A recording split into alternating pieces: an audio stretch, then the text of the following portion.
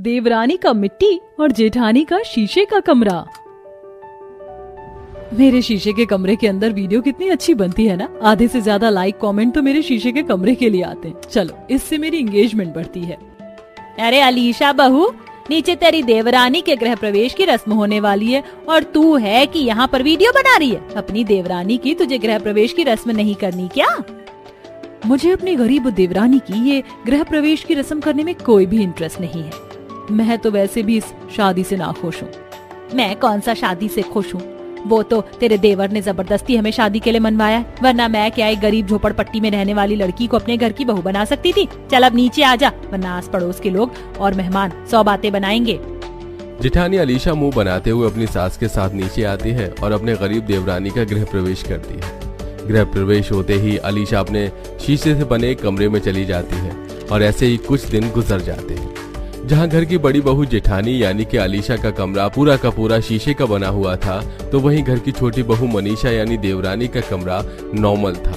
मनीषा काफी ज्यादा भोली भाली थी। घर का सारा काम खत्म कर मनीषा जब अपने कमरे में जा रही होती है तो उसकी नजर अपनी जेठानी के शीशे के बने हुए कमरे पर पड़ती है, जिसे देख ये तो भाभी का कांच का बना हुआ कमरा है। जब से शादी करके इस घर में आई हूँ तब से इस कमरे को देखना चाहती थी। मनीषा कमरे में जाती है और पूरा कमरा देखने लगती है।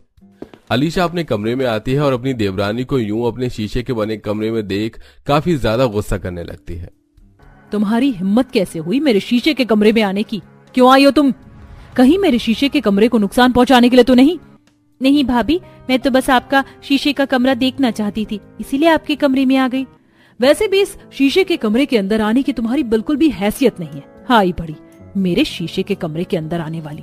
जानती भी हो ये शीशे का कमरा कितने लाख रुपए का बनवाया है। अलीशा ये कहकर उसे अपने कमरे से बाहर निकाल देती है। ऐसे ही कई दिन गुजर जाते हैं। मनीषा जब भी किसी काम से भी अपनी जेठानी के शीशे वाले कमरे में जाती, अलीशा उसकी बेइज्जती करने से जरा भी नहीं चूकती।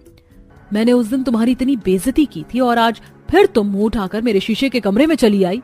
भाभी मैं तो बस ये कपड़े रखने के लिए आई थी। ये कपड़े रखने का तो बस एक बहाना है। खुद की तो हैसियत है नहीं शीशे का इतना आलीशान कमरा बनवाने की। बार बार बस मेरा कमरा देखने का बहाना ढूंढती रहती हो। जाओ यहाँ से, या और बेइज्जती करूं मैं तुम्हारी। अपनी जेठानी की बात सुनकर मनीषा रोते हुए अपने कमरे में चली गई और ऐसे ही कई दिन गुजर जाते हैं। आज मनीषा अपनी सहेली पूजा से मिलने के लिए एक कैफे में जाती है। तुम क्या कह रही हो? मुझे तो यकीन ही नहीं हो रहा है।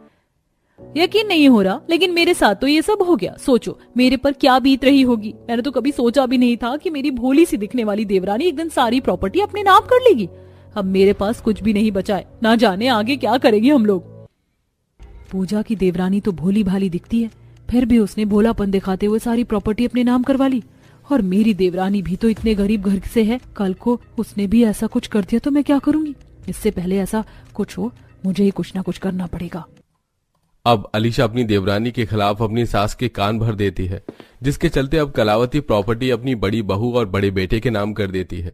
मनीषा का पति अक्सर काम के सिलसिले में बाहर रहता था, इसलिए वो इन सभी बातों से पूरी तरह से अनजान था। बंटवारे के बाद भी देवरानी को घर से बाहर निकालने लगती है। आपने बंटवारा कर दिया, मैंने कुछ नहीं कहा, लेकिन अब आप मुझे घर से तो मत निकालिए। आप कुछ कह क्यों नहीं रही हैं? अरे माँ जी क्या कहेंगी? वो तो खुद नहीं चाहती कि तू इस घर में रहे। अब निकल मेरे घर से। अलीशा मनीषा को तकिया मार के घर से निकाल देती है। बेचारी मनीषा का शहर में कोई नहीं था, वो बेचारी जाए भी तो कहाँ जाए। इसलिए अब मनीषा अपने ससुराल के बगल में एक छोटा सा मिट्टी का घर बनाती है और उसमें रहने लगती है। कुछ दिन गुजर जाते हैं। अभी तो गर्मी का मौसम बस शुरू हुआ और कमरे में कितना ज्यादा भपका हो गया है। इतनी देर से एसी चला रखा है, लेकिन जरा भी कमरे में ठंडक नहीं हुई है। शीशे का कमरा होने की वजह से अलीशा के कमरे में कुछ ज्यादा ही गर्मी रहती थी, जिससे अलीशा अब गर्मी से 24 घंटे परेशान रहती थी। वहीं मनीषा अपने मिट्टी के कमरे में काफी ज्यादा खुश थी। जब मैंने मिट्टी का कमरा बनाया था तो लगता था कि इसके अंदर कितनी ज्यादा गर्मी रहेगी, लेकिन इस मिट्टी के कमरे के अंदर कितनी ज्यादा ठंडक है। इस गर्मी में भी मुझे कूलर वगैरह की कोई जरूरत नहीं है। मनीषा अपनी मिट्टी के कमरे में रहकर भी काफी खुश थी। थोड़ी बहुत जमीन पर गिरी हुई मिट्टी को साफ करने में मनीषा को ज्यादा वक्त नहीं लगता था। वहीं अलीशा को अपने शीशे का कमरा साफ करते हुए ये शीशे के कमरे इतनी ज्यादा जल्दी गंदे हो जाते हैं, ऊपर से कबूतर पॉटी करते हैं। आधे घंटे से इन भागों को साफ कर रही हूँ, लेकिन ये साफ होने का नाम ही नहीं ले रहे हैं। लगता है पूरा दिन अपने कमरे की सफाई में निकल जाएगा। अपने शीशे के कमरे की बनी शीशे की खिड़की को साफ कर रही होती है कि तभी गलती से शीशे की खिड़की की वजह से अलीशा का हाथ पर शीशा लग जाता है और काफी खून निकलने लगता है। मेरा हाथ कितना खून बह रहा है। सफाई गई भाड़ में, लगता है डॉक्टर के पास जाकर पहले पट्टी करवानी पड़ेगी। आज कितने दिनों के बाद मैं दोबारा से वीडियो बनाने जा रही हूँ। कम से कम 4,500 वीडियो बना कर ही रहूंगी। अलीशा अपने शीशे के कमरे में वीडियो बना रही होती है कि तभी अचानक अलीशा के शीशे के कमरे की खिड़की टूटकर नीचे गिर जाती है। ये भगवान, ये क्या हुआ? ये नीचे कैसे गिर गई? लगता है वकर को बुलाकर नई खिड़की बनानी पड़ेगी। अलीशा खिड़की के टुकड़े को उठाकर कूड़ेदान में फेंक देती है। अलीशा अपने शीशे के कमरे का दिखावा करने के लिए मिट्टी के कमरे में जाती है। अरे जेठानी जी, आप इतने दिनों के बाद मेरी मिट्टी के कमरे में आई हैं। आइए आइए, बैठिए, मैं आपके लिए चाय बना देती हूँ। कोई जरूरत नहीं है इसकी। इस टाइम मैं चाय नहीं, सिर्फ जूस पीती हूँ, और जूस की तुम्हारी हैसियत नहीं है। वैसे तुम्हारा ये मिट्टी का कमरा कुछ ज्यादा ही छोटा नहीं है? और देखो तो मेरे पैरों में कितनी ज्यादा मिट्टी लग गई है। अभी मुझे अच्छे से जाकर नहाना पड़ेगा। इतना सब कुछ करने के बाद भी अलीशा की आदत में जरा भी सुधार नहीं आया था। अपनी देवरानी की मिट्टी के कमरे का मजाक उड़ाकर अलीशा जैसे अपने शीशे के कमरे में आती है तो उसका पैर में छोटे छोटे कांच के टुकड़े चुभ जाते हैं। क्या मुसीबत है यार, उस दिन शीशे से हाथ कटा और अभी शीशे के टुकड़े पैर में चुभ गए। मैंने तो थोड़ी देर पहले ही सारे टुकड़े इतने अच्छे से साफ किए थे। अलीशा, ये कुछ इंपॉर्टेंट फाइल है, मैं बेड पर रख रहा हूँ, थोड़ी देर में आकर ले जाऊंगा। ठीक है सुमित, आप यहाँ रख दीजिए। सुमित अपनी कंपनी की कुछ फाइल्स बेड पर रखकर चला जाता है। आज तो कुछ ज्यादा ही गर्मी हो रही है, काम करती हूँ, जाकर शावर ले लेती हूँ। अलीशा शावर लेने के लिए बाथरूम में चली जाती है। अलीशा के कमरे में बनी शीशे की खिड़की से सीधी धूप अलीशा के बेड पर गिर रही थी, जिसके चलते बेड पर रखे पेपर अब काफी ज्यादा गर्म हो गए थे और देखते ही देखते सभी पेपर्स में आग लग जाती है। पेपर्स में आग लगने के साथ साथ अलीशा का सारा बेड भी जल जाता है। और जब अलीशा शावर लेकर बाहर आती है, ये क्या हो गया सुमित? सुमित, कहाँ हैं आप? जल्दी से आइए। अलीशा बाथरूम से पानी लाकर बेड पर डाल देती है। वहीं जल्दी से सुमित आता है और आग बुझाने में मदद करता है। और अब अलीशा की सास और पति उस पर काफी ज्यादा चिल्लाते हैं।